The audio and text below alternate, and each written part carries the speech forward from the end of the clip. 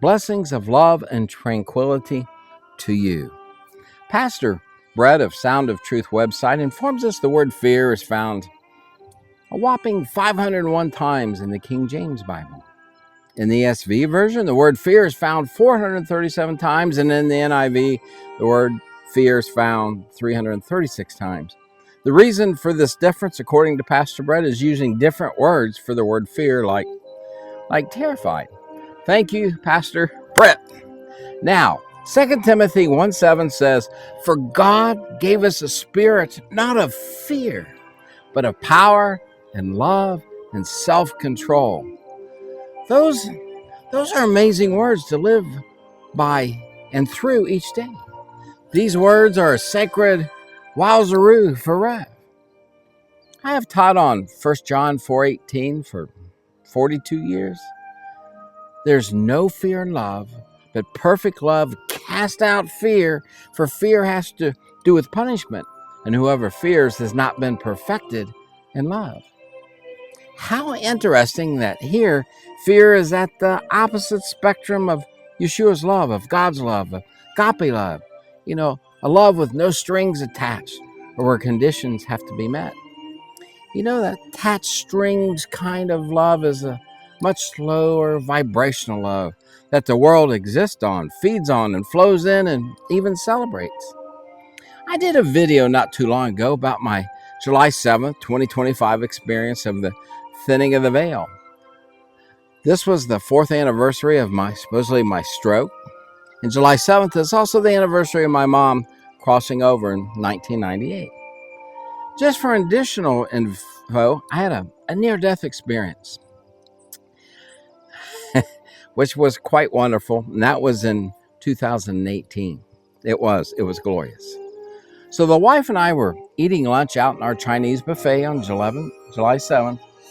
We were celebrating my anniversary of my stroke.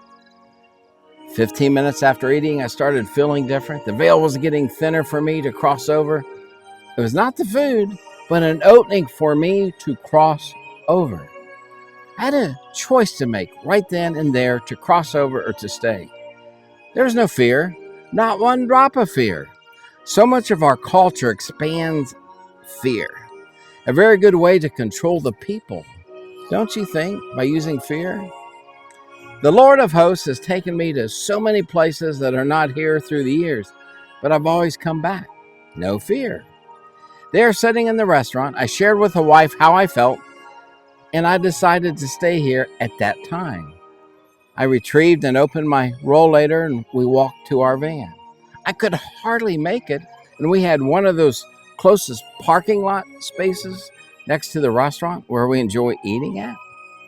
She opened the passenger door, and I did not know how to get in. She knew something was going on with me. She pushed me into the van, put my legs and feet in the van because I didn't know how to get in. I was like frozen. She threw the rollator into the van, and off we drove to the hospital, which was only about a mile away. In that short time, I had the choice once again to cross over as the veil was thinning and thinning and thinning and thinning for me. Again, there was no fear whatsoever. And Scriptures informs us that we are tabernacles of the Lord. Do you not know that you are God's temple and that God's Spirit dwells in you? That's 1 Corinthians 3:16. God dwells within us. Beautiful ones, perfect love casts out fear. There's something to living out life in this love where no conditions have to be met, no strings have to be attached. This divine love is phenomenal to walk in each day and to embrace it. This divine love takes me closer each day to Yeshua, to God.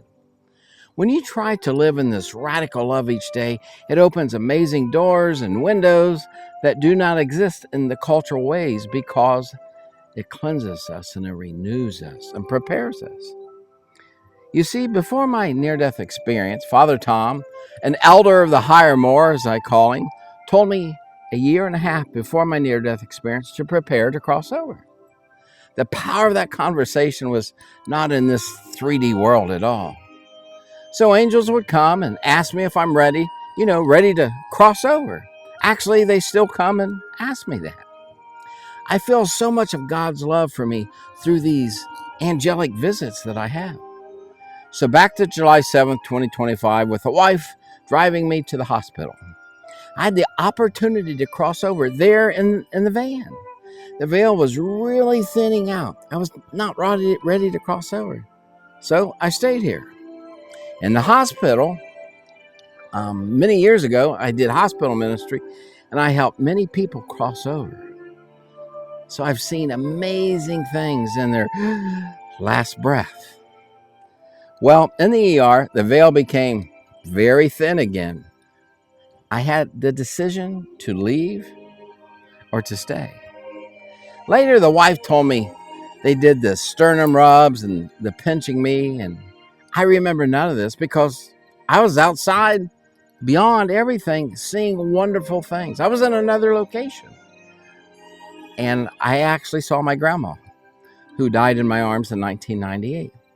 There was no fear whatsoever, just pure, divine love.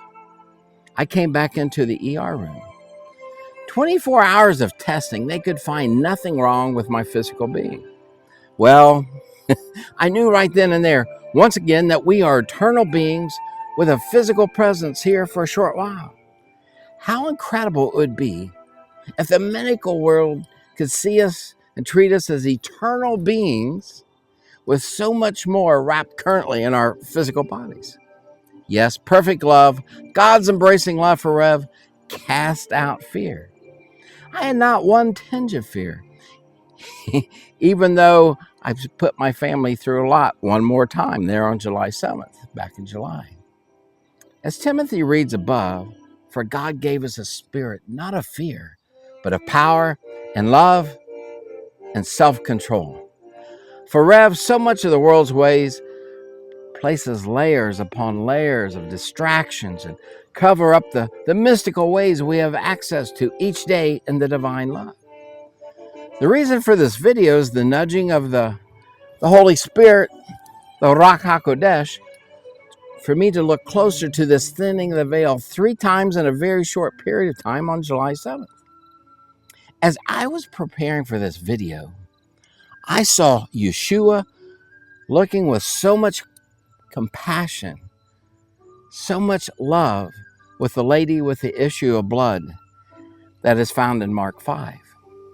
She was behind Jesus with a crowd as they were walking to Jairus' home, whose daughter was dying and needed to be healed. This lady with the issue of blood reached to touch Yeshua's titsi, which is it's a Jewish, we'll say, prayer tie, and there's 4 of them on his garment, which each one represents the 619 Jewish laws. This lady could have been killed for touching someone with her cultural unclean health problems. Yes, she could have been stoned to death. She knew what those tzitzis mean, those beautiful things that Yeshua was wearing on his garment. She had to know that Yeshua was a fulfillment of those 619 laws. He was the Messiah. I can see the eyes of pure love as Yeshua was looking at her. He felt the power of healing leave him. She was filled with fear, but had so much hope that she would be healed, and she experienced that divine pure love of God at that moment. I believe there was something deep within her that was healed, and those energies flowed into her physical need of the issue of blood to be healed. I am so blessed to have these incredible experiences, but God has showed me how all of us have access to these Yeshua ways. Again, Rev is not all connected to the cultural ways. There's a much deeper focus for all of us that we have access to these incredible, beautiful ways of Yeshua. Glorious blessings to you, and there's so much more for each one of you, especially knowing that God dwells within the believer. Thank you. Thank you for being here. Rev is praying for you. There is the peace of God up here on our hill. where we live and be, the wife and I. What a sacred day to live and be in this divine love of God with you. The blessings of God be upon you. Thank you.